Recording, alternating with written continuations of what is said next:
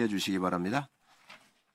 네, 장관님, 방위금 분담금 관련해서 최근에 한미가 분담금 특별협정 체결 합의하셨죠? 네, 합의하셔가지고 인상폭을 한 5%로 제한했다고 홍보하신 걸 제가 봤습니다. 예, 맞습니다. 그런데 한국은 의회 비준으로 협상한 효력이 인정되지만 미국은 행정부 합의 사안이기 때문에 언제든지 파기 또는 효력을 인정하지 않을 수 있다는 걸 알고 계시죠? 네, 그렇습니다. 그런데 지금 트럼프 당선자 이후에 미국의 언론 보도에 따르게 되면 미국이 이미 우리 한미가 서명한 SMA에 대해서 사실상 무효화하고 재협상을 요구할 가능성이 높다고 보도가 나오는데 알고 계십니까? 예, 어떻게 하실 생각이십니까? 다시 한 마지막 부분 다시 한번 좀. 그러니까 미국 언론에 따르게 되면 네. 이미 우리 한미가 합의 서명한 SMA에 대해서 트럼프 새롭게 이제 취임을 하면 트럼프 당선자가 파기하고 완전히 새로운 협상을 새로 하겠다라고 요구할 것이라고 합니다. 그리고 이미 트럼프 당선자 측은 일본 정부에 대해서 이미 일본과도 합의를 했는데 다시 할 거다라고 통지를 했다고 알고 있습니다. 통지를 받으셨습니까? 통지받진 않았습니다. 어떤 준비를 하고 계십니까? 의원님 말씀대로 우려는 다 하고 있습니다. 그러나 지금 저희 입장에서는 지금 현재 국회 비준을 지금 진행하고 있지 않습니까? 네. 최대한 빠른 시간 내에 국회 비준이 이루어질 수 있도록 노력하고 있고요. 우리 일단- 국회가 비준을 했다 하더라도 한국 의회 관계없이 미국에서는 다르게 할 수 있지 않습니까? 그렇다 하더라도 한미가 같이 우리가 비준이 돼서 한미가 같이 합의를 하고 이게 서명이 된 상태에서는 효력이 발생하기 때문에 그걸 이제 무시할 수는 없습니다. 그래서 최대한 알겠습니다. 그걸 이제 해놓고 예. 그 이후의 문제는 협의를 해나갈 수 있도록 할 계획입니다. 장관님 2020년 4월 6일 유튜브 장군의 소리에 출연하신 적 있으시죠? 기억하십니까? 몇 년도요? 2020년 네네. 4월 6일 유튜브 장군의 소리 방송에 출연하신 적 있으시죠? 예, 그럴 겁니다만. 네, 기억하시죠? 기억은 정확히. 여기서 말씀하신 내용을 기억 못하실까 봐 요약을 하겠습니다. 네. 핵무장 관련한 협상력을 발휘하기 위해서 우리가 초과분을 줄 수 있다. 방위비 협상에서라고 말씀하셨는데 같은 입장이십니까? 아, 예. 그 얘기는 어떤 논리냐면 지금 트럼프 대통령이 이제 여러 가지 그 방위비 협상을 압박을 가하고 또 그 외에도 여러 가지 이제 뭐 한미 동맹과 관련된 연합훈련 문제, 그 다음에 이제 전략자산 문제 이런 것들을 가가지고 굉장히 요구를 많이 하지 않겠습니까? 그래서 그러한 부분에 대해서 우리가 필요하면 네, 하나의 지렛대로 활용해서 필요하다면 우리가 더 기회적 요인으로 가질 수 있도록 협상이 가능하다 이 뜻입니다. 그럼 2기 트럼프 정부에서 방위비 협상이 새로 요구될 때 장관께서는 그 새 협상에 있어서 새 협상을 핵정책과 연결시키실 생각이십니까? 그 부분은 제가 뭐 지금 정책 결정자가 아니라 사실 외람되지만 우리 의원님께 그런 어떤 말씀을 답변을 명확히 드릴 수는 없고요. 네, 근데 지금 장군의 소리에 출연해서 말씀하셨던 취지는 핵정책으로 나아가겠다. 핵 보유 정책 또는 핵 잠수함, 핵무기 포함해서 라는 취지로 저는 들었습니다. 제 개인 의견입니다. 개인 의견이십니까? 네, 그렇습니다. 예.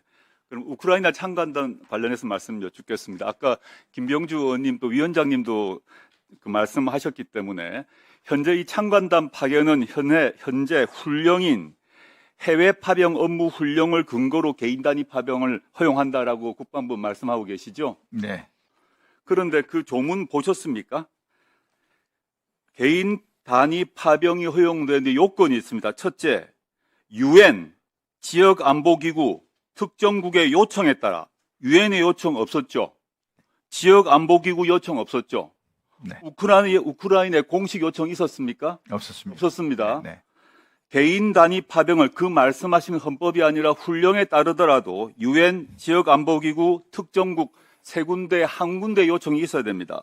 두 번째, 요청이 있다 하더라도 두 번째, 유엔 PKO 및 다국적 평화 유지 활동의 임무를 수행하기 위해서만 가능하다고 훈령이 되어 있습니다. 알고 계시죠? 근데 지금 아까 말씀하셨을 때 우크라이나 파병은 현행 해외 파병 업무 훈령 요건에 충족이 안 되는 것입니다. 이 얘기를 하지 않으시고 이 훈령 얘기를 하시면 안 됩니다. 훈령의 요건에 맞지 않기 때문입니다. 헌법은 말할 것도 없고. 그래서 지금 보면 지금까지 이 훈령에 따라 개인 단위 해외 파병했다고 하는데 목록을 한번 볼까요? 지금 보시면 소말리아부터 쭉 있습니다. 저 모든 여러 차례의 개인 단위 파병, 이 훈령에 따른 개인 단위 파병이 있는데 모두 이 요건에 맞았기 때문에 개인 단위 파병을 한 겁니다. 우크라이나는 이 요건 훈령 2조와 4조에 안 맞는 거예요. 근데 지금 맞다고 말씀하시면 안 되는 겁니다. 제가 계속 이어서 말씀하겠습니다. 네. 그래서 훈령을 근거로 하면 안 되고요. 아까 장관께서 답변했습니다만은 우크라이나 정부에서 요청이 없어서요. 그거는 거짓말 하시면 안 되기 때문에. 그럼 요청이 없었는데 우리가 무슨 근거로 나갑니까? 저 훈령의 세 가지 요청 주체 중에 한 명도 요청을 안 했습니다. 무슨 근거로 개인 단위 파병을 했습니까? 네, 답변 드리겠습니다. 우선 그 좋은 질문 감사드리고요. 제가 아까도 처음에 우리 의원님께서 말씀 그 요건 띄워주세요. 해외 파병 업무 훈령 띄워주세요. 네, 요거 띄워주세요. 저걸 보십시오. 저기에 어떻게 해당되냐 이겁니다. 제가 이거 띄워놓고 제가 답변 드리고 또 답변해요. 예. 순서대로. 예. 우선 이게 파병에 대해서 이제 우리 임종도 의원이 말씀을 하시길래 참관단 관련해서 이 참관단에 관련된 것은 어떤 것도 결정된 바가 없다는 전제하에 말씀을 드린 게 참관단은 파병으로 볼 수가 없다.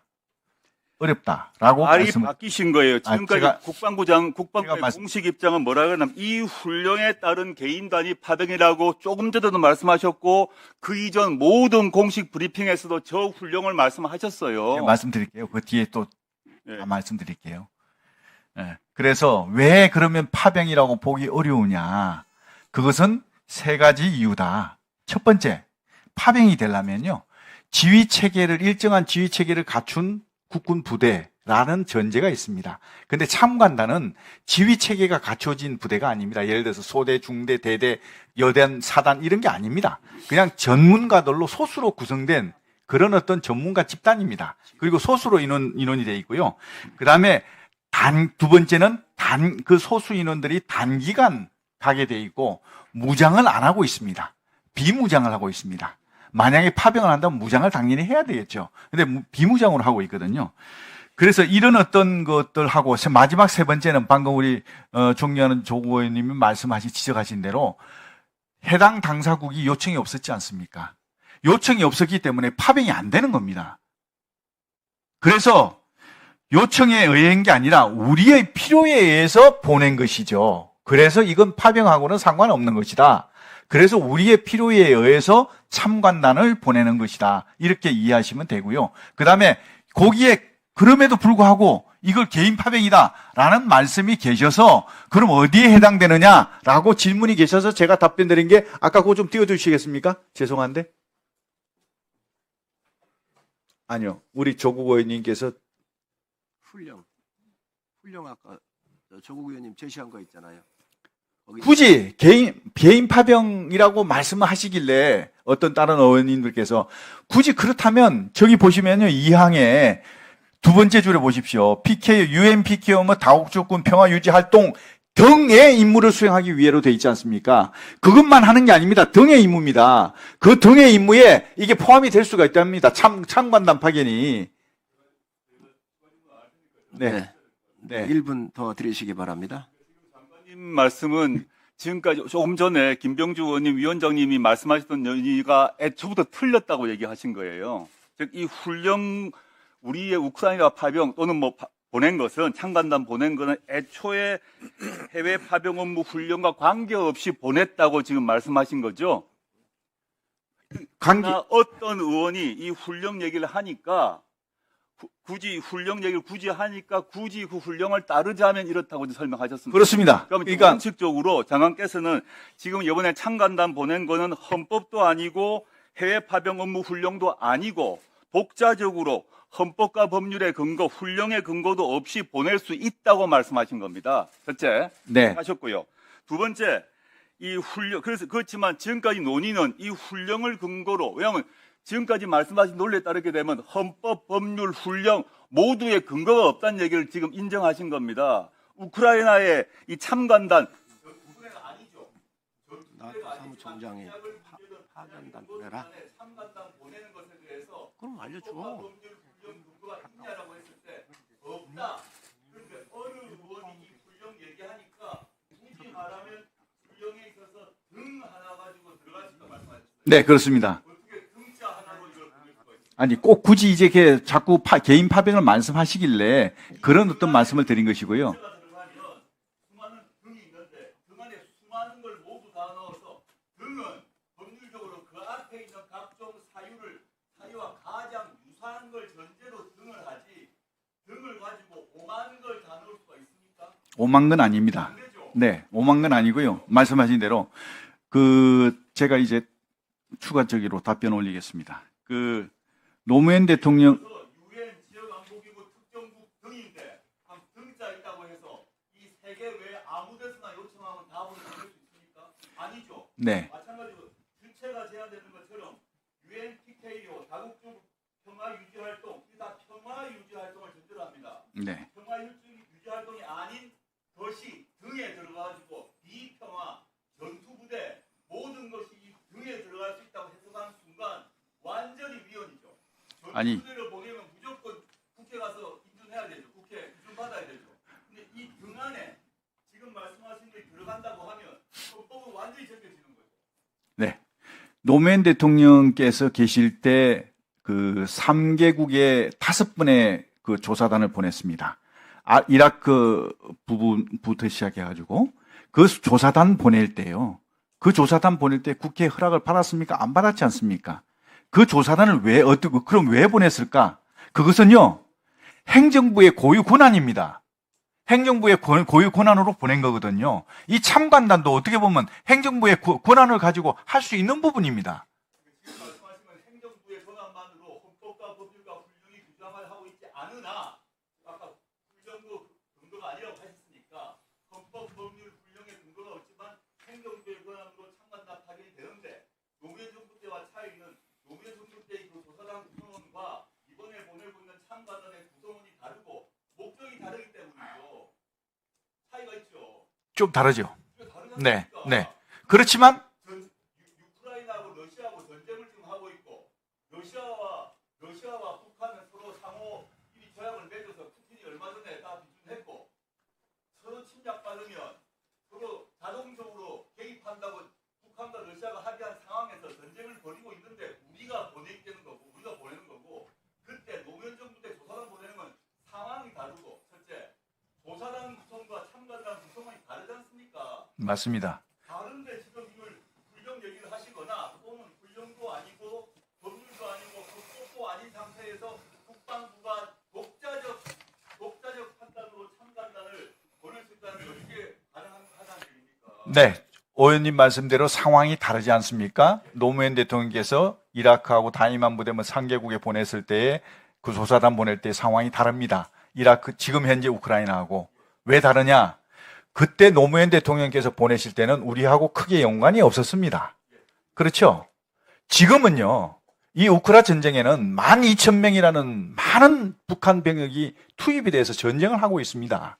그러면 우리 입장에서 참관단이라도 보내서 그 12,000명의 북한 병사들이 어떻게 싸우는지, 어떤 무기를 가지고 싸우는지, 어떤 장점을 가지고 있고 어떤 약점을 가지고 있는지, 잠깐 제가 답변 드리겠습니다. 어떤 약점을 가지고 있는지, 또 이런 어떤 우크라이나 전쟁에 있어서의 어떤 무기체계들이 등장하고 어떤 무기체계들이 유용한 것인지, 이런 여러 가지들을 우리가 참관단을 통해서 파악을 해야만 우리의 미래에 있을 수도 있는 불확실한 안보에 대한 대비를 할 수 있지 않겠습니까? 그런 차원에서 보내는 것인데, 그런 차원에서 어떻게 보면 노무현 대통령께서 보내신 그 5번의 조사단보다 훨씬 더 지금이 더 우리 국가적으로 필요하다. 저는 이렇게 생각하는 겁니다. 네, 조국 의원님, 네, 1분 더 드리십시오. 네.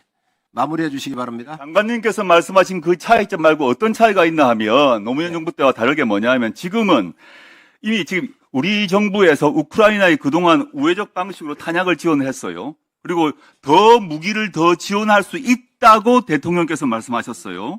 그리고 또 어느 분인지 모르지만 국방부 장관님인지 누군지 모르겠습니다만 전쟁 포로로 잡힌 북한군을 신문할 수 있다고도 말씀하셨어요.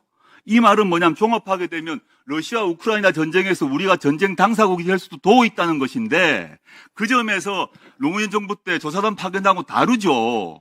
다르기 때문에 이 문제에 있어서 지금 전쟁의 당사국이 될 수도 있고 북한과 러시아는 그런 조약을 맺어뒀고 우리는 직접 무기까지 지원할 수 있기 때문에 그게 우리가 러시아와 우크라이나의 전쟁 당사국이 있는 조건에서 지금 헌법과 법률과 지금 말씀하신 훈령의 근거 없이 보내는 게 되냐? 이게 제 질문 아닙니까? 네. 근데 지금 제가 말씀하신 전쟁 당사국이 될 수 있다는 위험이 있음에도 불구하고 헌법, 법률, 훈령 모두의 근거가 없이 어떻게 국방부가 독자적으로 결정하냐는 겁니다. 네, 그 부분에 대해서 제가 잠깐 답변 올리겠습니다. 무기 지원, 탄약 지원, 어떤 신문조 파견 이런 말씀하셨는데 그 어떤 것도 일단 결정된 게 없다는 전제하에 말씀드리겠습니다. 그건 일부는 지금 이제 검토가 되고 있지만 아직까지 어떤 결정이 된 건 없습니다. 근데요, 이것이 시행되더라도 우리가 국제사회와의 연대를 통해서 이런 어떤 불법적인 침략이지 않습니까? 러시아의 우크라이나 전쟁이 합법입니까? 불법적인, 아니, 그러니까요. 아니 아까 그 훈령 있잖아. 조국 의원님 정리해 주시죠. 유엔에서도 러시아의 우크라이나 침공은 불법적인 침략 전쟁이라고, 아니, 그러니까요. 제가 말씀드릴게요. 침략 전쟁이라고 딱 규정을 했습니다. 그럼 그 침략 전쟁에 우리가 어떻게 대응해야 될 것이냐. 장관님. 그것은, 장관님 마무리해 주시고요. 네. 조국 의원님께서 질의를 충분히 하신 것 같은데 더 답변할 게 있으세요? 1분만 제가 하겠습니다. 네, 1분 하시죠. 예, 감사합니다. 그 침략 전쟁에 국제사회와 연대해서 강력히 대응하는 것이 가장 바람직하다. 그래서 이제 국제사회의 연대를 통해서 우크라이나의 상황을 고려해가지고 함께 이렇게 하는 것이고요. 그리고 과거에 우리가 70년 전에 6.25 전쟁 때 정말 자유 대한민국이 누란의 위기에서 국제사회의 지원을 받아가지고 오늘의 대한민국이 있는 거 아닙니까? 그럼 이런 어떤 상황을 고려하면 우리도 국제사회에 빛을 지고 있는 겁니다. 그럼 그런 걸 고려해서라도 우리가 해야 될 역할은 국제사회의 일원으로서 책임져야 될 책임성 있는 그런 일원으로서 역할을 해야 되지 않겠나 저는 그렇게 생각합니다.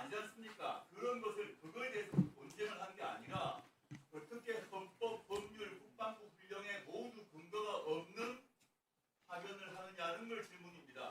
다음 기회에 어떤 법적인 근거로 헌법, 법률, 훈령 세 군데에서 근거 없이 어떻게 보냐를 알려주세요.